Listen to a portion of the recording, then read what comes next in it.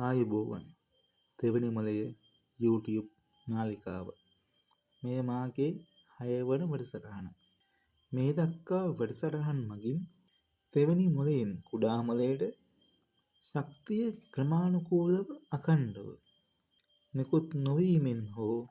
නිකුත් නොකිරීමෙන් හෝ තෙවනි මොලයෙන් කුඩා මොලයට නිකුත් කරන ශක්තිය කුඩා මොලයෙන් අඛණ්ඩව ක්‍රමානුකූලව ලබා නොගැනීමෙන් එම පුද්ගලයාට සිදුවන බලපෑම විග්‍රහ කිරීමක් සිද්ධ කළා. මෙම වැඩසටහන මගින් පුද්ගලයෙකුට වේදනාව හටගනු ලබන ආකාරය සහ පුද්ගලයෙකුගේ ශරීරයේ ඇති තුවාල කැලැල් මැකී නොයෑමට බලපාන සාධක විග්‍රහ කිරීමක් සිද්ධ කරනවා. තවද මෙම වැඩසටහන මගින් තෙවනි මොලය ප්‍රධාන ශක්ති ගබඩාව ලෙසද කුඩා මොලය දෙවන ශක්ති ගබඩාව ලෙසද ක්‍රියා කරන ආකාරය අවසාන කරන අතර ඊළඟ වැඩසටහන මගින් තෙවනි මොලය මතක ගබඩාවක් ලෙස ක්‍රියා කරන ආකාරය විග්‍රහ කිරීමක් සිද්ධ කරනවා. පුද්ගලයෙකු සාමාන්‍ය ආකාරයෙන් ක්‍රියා කිරීමේදී එම පුද්ගලයාගේ ඉන්ද්‍රියන් වලට බලපෑමක් හානියක් සිදුවීමේදී එමගින් සිදුවන බලපෑම හානිය වළක්වා ගැනීමට එම ඉන්ද්‍රිය තුළ හෝ එම ඉන්ද්‍රියන් තුළ ගබඩා වූ ශක්තිය එම අවස්ථාවේදී කුඩා මොලයේ ගබඩා වූ ශක්තිය ප්‍රමාණවත් නොවීමේදී තෙවනි මොලයෙන් කුඩා මොලයේ නිසි කළමනාකරණයෙන් තොරව කුඩා මොලය හරහා ඍජුවම එම ඉන්ද්‍රියට හෝ එම ඉන්ද්‍රියන් වලට ශක්තිය නිකුත් කිරීමේදී එම ඉන්ද්‍රියට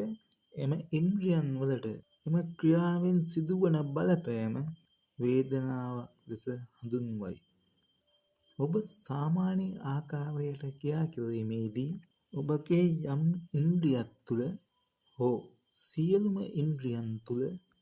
වේදනාවක් හටගනු ලබන්නේ එම ඉන්ද්‍රියට එම ඉන්ද්‍රියන් වලට යම් බලපෑමක් ඇතිවීමේදී හෝ බලපෑමකට ලක්වීමේදී එමගින් එම ඉන්ද්‍රියට හෝ ඉන්ද්‍රියන් වලට සිදුවන බලපෑම හානිය වළක්වා ගැනීමට හෝ පාලනය කර ගැනීමට කුඩා මොලයේ ගබඩා වූ ශක්තිය එම ඉන්ද්‍රිය තුළ ගබඩා වූ ශක්තිය ප්‍රමාණවත් නොවීමේදී මා කලින් සඳහන් කළ ආකාරයට කුඩා මොලයේ නිසි කළමනාකරණයක් නොමැතිව තෙවනි මොලයෙන් කුඩා මොලය හරහා ඍජුවම එම ඉන්ද්‍රියට ශක්තිය නිකුත් කිරීමෙන් වේදනාව හට ගැනීම සිද්ධ වෙනවා. තෙවනි මොලයෙන් එලෙස එම ඉන්ද්‍රියට හෝ ඉන්ද්‍රියන් වලට නිකුත් කරන ශක්තියේ ප්‍රබලත්වය අනුව එම පුද්ගලයාට දැනෙන වේදනාව වෙනස් වීමකට ලක් වෙනවා. එනම් එලෙස යම් ඉන්ද්‍රියකට හෝ ඉන්ද්‍රියන් වලට තෙවනි මොලයෙන් කුඩා මොලයේ නිසි කළමනාකරණයක් නොමැතිව අඩු ශක්ති ප්‍රතිශතයක් යොදවන අවස්ථාවේදී අඩු වේදනාවක්ද වැඩි ශක්ති ප්‍රතිශතයක් යෙදවීමේදී වැඩි වේදනාවක්ද හට ගැනීම සිදු වෙනවා. තෙවනි මොලයෙන් එලෙස නිකුත් කරන ශක්තිය එම ඉන්ද්‍රිය හෝ එම ඉන්ද්‍රියන් මගින් සම්පූර්ණයෙන්ම ක්ෂය නොවීමේදී හෝ ක්ෂය නොකිරීමේදී එම ඉන්ද්‍රියන් තුළ හෝ එම ඉන්ද්‍රිය තුළ ක්ෂය නොවූ ශක්තිය ගබඩා වීමක් සිදු වෙනවා. එලෙස එම ඉන්ද්‍රියන් තුළ සොයෙන් වූ ශක්තිය ගබඩා වීමෙන් එම ඉන්ද්‍රිය හෝ එම ඉන්ද්‍රියන් ප්‍රසාරණයකට ලක්වීම හෙවත් සමාජය හඳුන්වන ආකාරයට ඉදිමීමකට ලක්වීම සිද්ධ වෙනවා. පුද්ගලයෙකු හදිසි අනතුරකට ලක්වීමේදී එම පුද්ගලයාගේ ඉන්ද්‍රියකට හෝ ඉන්ද්‍රියන් වලට හානියක් බලපෑමක් සිදුවීමේදී එමගින් එම ඉන්ද්‍රියට හෝ එම ඉන්ද්‍රියන් වලට සිදුවන හානිය බලපෑම පාලනය කිරීමට එම ඉන්ද්‍රිය හෝ එම ඉන්ද්‍රියන් තුළ ගබඩා වූ ශක්තියට එම අවස්ථාවේදී කුඩා මොළයේ ගබඩා වූ ශක්තියට හැකිවීමේදී කලින් සඳහන් කළ ආකාරයට එම අවස්ථාවේදී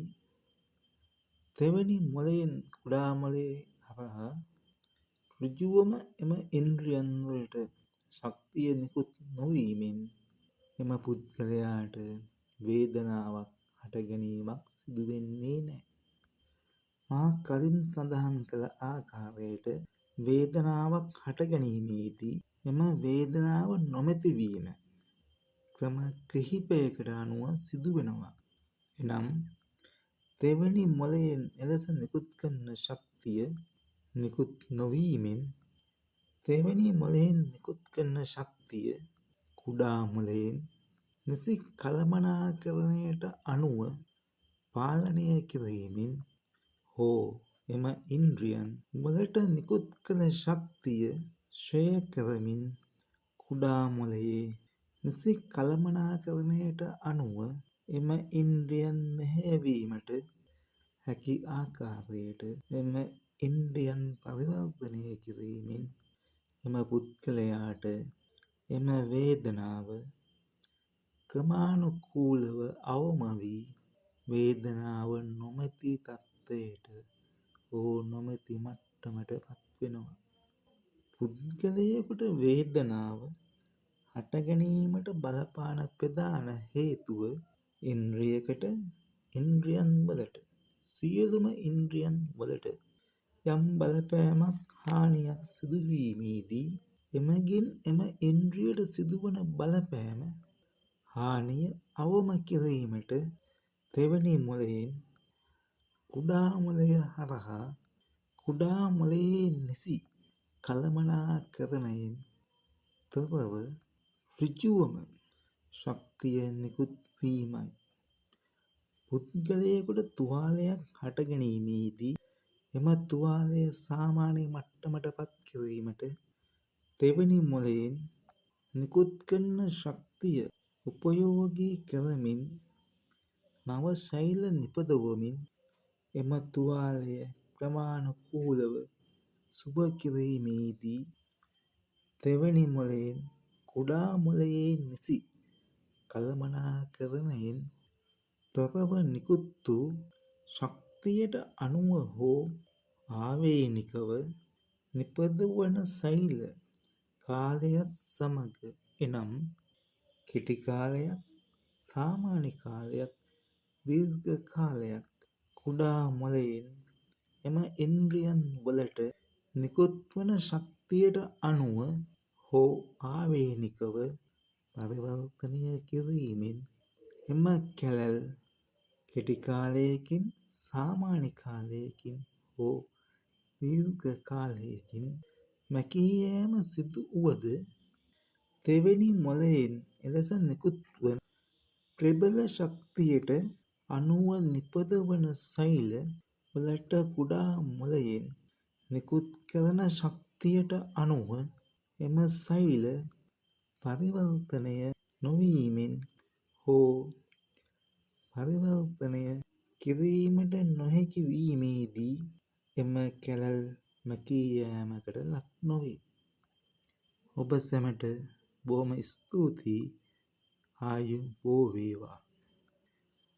කලින් සඳහන් කළ ආකාරයට 7 වන වැඩසටහන මගින් මම තෙවැනි මොළය මතක ගබඩාවක් ලෙස ක්‍රියා කරන ක්‍රමවේදය විග්‍රහ කිරීමක් සිද්ධ කරනවා.